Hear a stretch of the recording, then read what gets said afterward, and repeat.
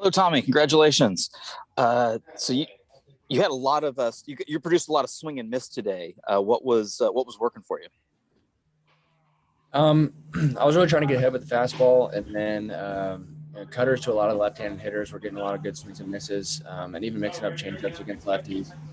Opened up pretty much the whole plate against those left-handed hitters. That they had a strong um, group in there as a strong left-handed hitting dominant lineup was a little unique. So throwing the cutters to kind of get them off balance and open up the rest of the plate was a big bonus for me today. John?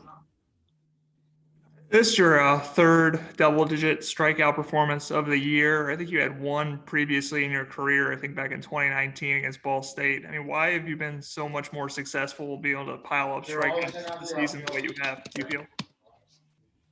I think the biggest thing is the advancement of the repertoire. My first couple of years here, I was pretty much just a fastball changeup guy.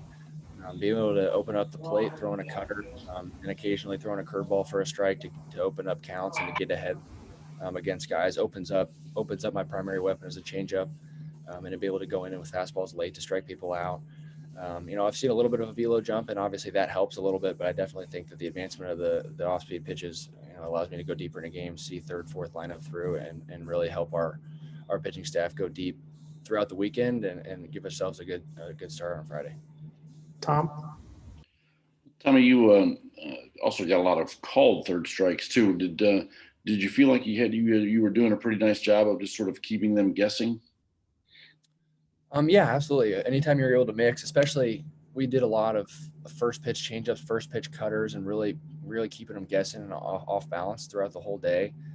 That sets up a lot of fastballs late to where they seem shocked or abrasive two strike fastballs that usually are swing and miss or swings or hard hit balls early in counts.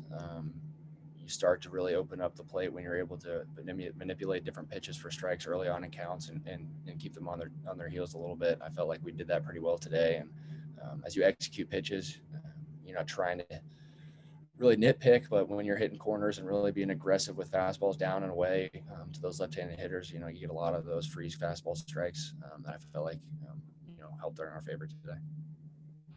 All right, last one for Tommy goes to John. So you would have just been watching the second game, but some of the defensive plays, Drew Ashley kind of diving in the outfield, Grant Richardson running into a wall. I mean, just as a pitcher, how much faith do you guys have in your defense, and how much did you see some of those plays being made today?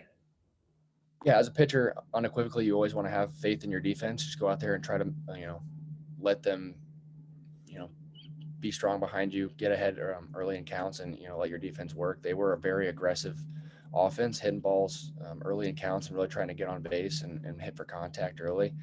It just gives you so much more confidence. We're able to work behind guys that are working the tail off behind you. You feel like you're just suffocating people. They really have to drive the ball out of the park, which unfortunately they did today twice. But you feel like you're covering every aspect of the field, and it makes it so much more comfortable for me, who pitches at contact more often than not. Really trying to be aggressive because you feel like you're just suffocating these guys out there. Thank you, Tommy. Thank you.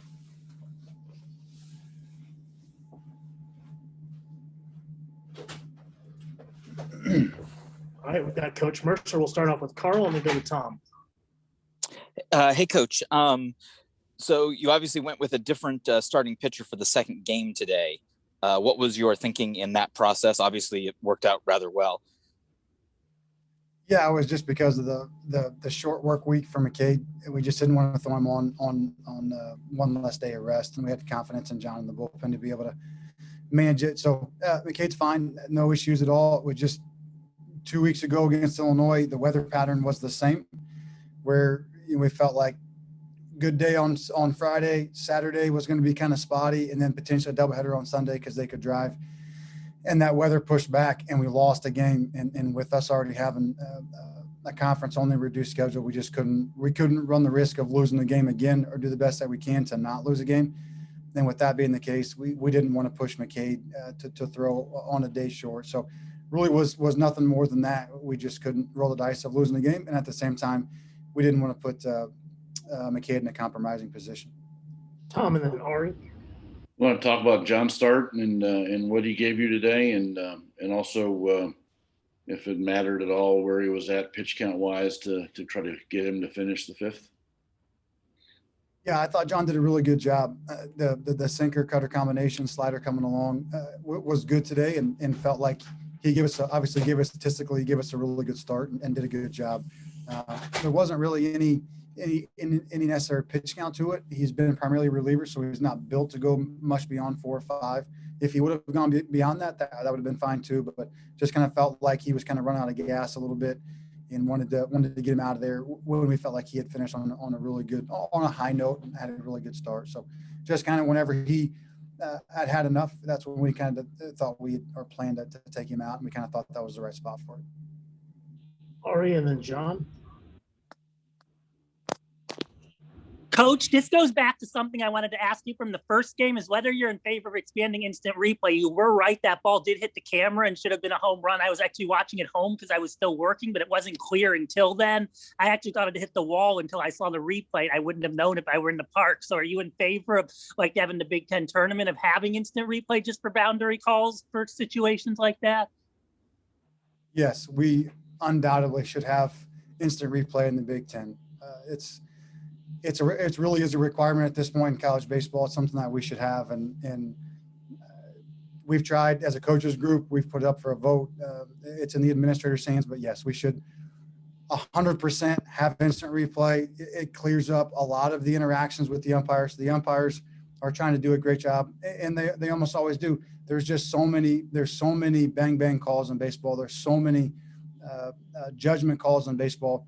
And so you're put in a disadvantaged position with your relationship with officials, because you have to go out and ask questions and ask to meet, and they're I mean, that plays 300 feet away from him. It's a difficult call. I've not seen that at our ballpark before. I mean, I go through in the pregame and give those guys, hey, everything's behind. So if it hits something behind, it'll stay behind. Well, then it hits something and comes back into play, and they have to make a split-second decision. So we should have instant replay. We shouldn't put officials in that position to potentially miss that call. And Drew actually shouldn't lose a home run because of it. But I'm not necessarily upset with the umpire. He's making the best judgment call that he can, from 300 feet away. We should just have instant replay so that we can clear it up for everybody. John, Carl, then Tom. Just following up on Drew, I mean, what did you think of his day today? Obviously, that one gets taken away, and then he hits a home run in the second game, so he gets one. And obviously, that defensive play in the outfield where he kind of ran down a ball. I mean, just kind of you have an all-around effort today that you liked. Yeah, Drew was spectacular today. He's such a good overall player, really heady and intelligent, and can really hit. Has done a really nice job in the outfield as well, and made a really nice play today. He's a guy that you just expect to continue to work, and he will eventually work his way through things. And he's just like any other good player. Sometimes you hit him at somebody and don't have the outcome that you want, but he's just going to keep working. And he had a really good work week, and I know I always refer back to that. It is, there's a causation relationship to a guy that has a productive work week. Not that he ever doesn't work hard, but he was able to be really productive throughout practice, throughout the scrimmages and inter squads, and had a good work week, and it carried over. And so it's something that you come to expect from Drew, and was a major factor in the wins today, certainly on both sides of the ball. Carl, then last one for Coach. We'll go to Tom. Coach, you guys, your hitters did rather well against the reigning Big Ten pitcher of the week, Lifrig, who also came to the left side and had been coming off of 7 shutout innings against Michigan. What did your guys do well against him? Well, we handled the breaking ball for the most part. Drew homers on the breaking ball, and we were able to hit some balls hard off of the breaking ball, which is going to force him to be a little bit more cautious with it and use the fastball more often. And then when a guy has to rely more on the fastball in the zone, it's going to be a tougher road for those guys. And he did a really good job early. Obviously, did a really good job last week, but we had seen him before earlier in the year. So you have some video on him, and you have some just a little bit more information and some confidence going into it, having seen the guy. It's hard for the guys sometimes when you haven't seen the guy and you don't have experience, especially with some of the young guys that you have in there, just being able to get in there the first time through and be comfortable early on. And so I think having seen him before really helped.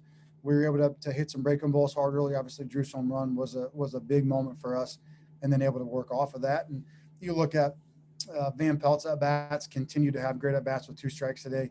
In that second game in a left on left matchup, which is really all you're asking that guy to do is just have tough at bats and do the best you can. Came up with a big hit. And then obviously Hopkins and Colopy were huge, and those guys managed their at bats really well and hit some balls hard and were able to find some holes. So having seen him before really helped, but also being able to manage the breaking ball was a big part of it. All right, last one for Jeff goes to Tom. Jeff, so what are your pitching plans then for Sunday? How are you going to handle that? We'll start with Gabe. Gabe will start on Sunday, and then we'll kind of feel off of it from there. John will be down, but everyone else I think should be up for Sunday's game. And then we've got Reese Sharp and Braden Tucker in there as well that are also primed and ready to go. And those guys have obviously Braden's been terrific in the games, and Reese Sharp has been outstanding in the midweek stuff. And just a bit of an innings crunch, but he's a guy that we really have a lot of faith in as well. So you look for those guys to be able to get in there and give us a lot of quality innings. And you will not use McCade at all? No, we will not use McCade. Thank you, Jeff. Thanks, Jeff. Thanks, guys. I appreciate it. Have a good night. We'll have Drew here in just a couple moments.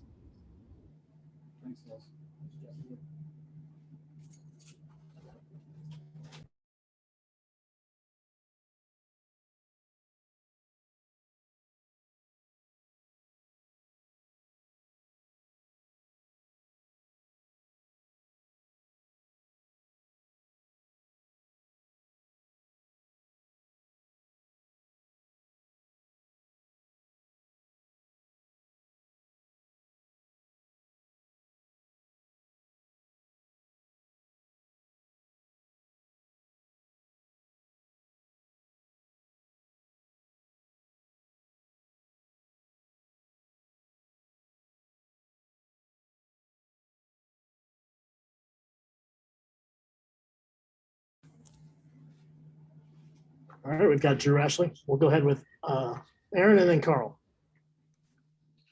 Drew, how determined were you to hit that second home run? You had that first one taken away by the camera. It actually did get out. I was watching the first game on TV because I was working. So I actually thought it hit the wall on the first one, but it did get out on the when I saw the replay. So how determined were you to hit it so much farther the second time where you almost cleared the scoreboard to make sure it was out after having the borderline home run? Yeah, I mean, didn't get it.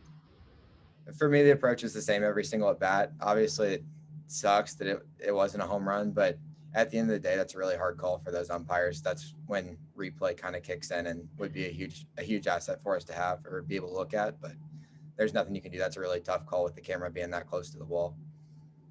Carl and then Tom. Well, first, Drew, just congratulations on the great day. Coach really talked about the fact that the one home run that counted was off of a curveball. So can you talk a little bit about what is different for you in hitting a breaking pitch versus hitting a fastball? The breaking pitch just really speeds up the bat. All the work's done for you with a curveball. That's the pitch that if you have a good approach on a fastball, then the bat speeds up on the curveball and it gets elevated to the pull side. And really, you take the same swing and it's just the pitch that determines the outcome more so than necessarily an approach or a swing being different for me. Tom and then John. Drew, you had a nice catch out in the outfield too, and Grant did as well. Does that stuff mean as much to you as a big hit here and there? Of course. I mean, the game's about who scores more runs at the end of the day. So if you can take away runs from the other team, that's just as important as scoring runs, in my opinion. John and then Griffin. Can you take me through that catch a little more? I mean, it seemed like you were running as hard as you could and then obviously almost got behind you. I mean, were you worried for a second it might get over your head, and kind of what was your feeling when you actually got it?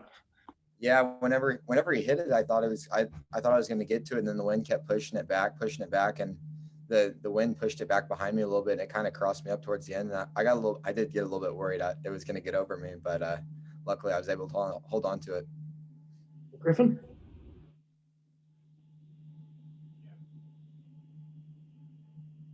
Go ahead, Griffin.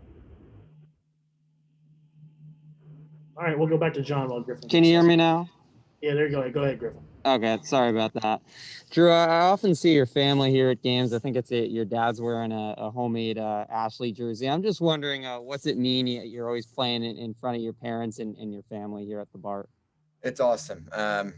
The Indiana across the chest is one of the most important things to me. I mean, it's having the family there every day. That's who you play for. It's kind of my walk-up song. People back home, that's who I am. That's who I play for. This state means so much. I grew up coming to IU baseball games, coming to IU football games, coming to IU basketball games, just being on campus all the time. I only live an hour and a half south of here in Evansville, so just this university just means so much to me, and being able to have them there every day just is an incredible thing.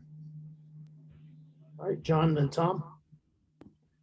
Coach Mercer was just talking about your hitting and just working through some things. I know earlier in the season you're around 400, and things dipped to closer to 300, which is obviously still good average. But what would you say you've been working on to try to kind of get the bat going again, and how much does a day like today help you confidence wise? Oh, it's huge.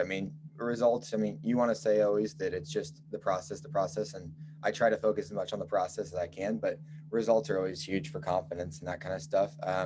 I've been making a few minor tweaks, just trying to get back to myself. Sometimes whenever I feel like the Ohio State weekend a little bit was kind of the beginning of it for me, where I was hitting some balls hard just right at people, and then I just kind of got away from myself, trying to do a little bit too much. And this week I've been really focused on getting back to my approach and being the offensive player that I am, and really catering more to my strengths and not trying to do too much at the plate. All right, we'll wrap up with Tom. Drew, how much do you guys look at the standings and kind of where you're at, and going into a doubleheader like today, and kind of added opportunity to pick up a couple? How much do you guys do that? You always know where you're standing, and you always know who's behind you, who's chasing you, and who you're chasing. I would say that you try to play yourselves every day, and not necessarily play the other team. Play to the standard. Play as hard as you can always. But to answer your question more directly, you always know. You always know how much a game means, how much this doubleheader meant, and of course, it's a big deal for us.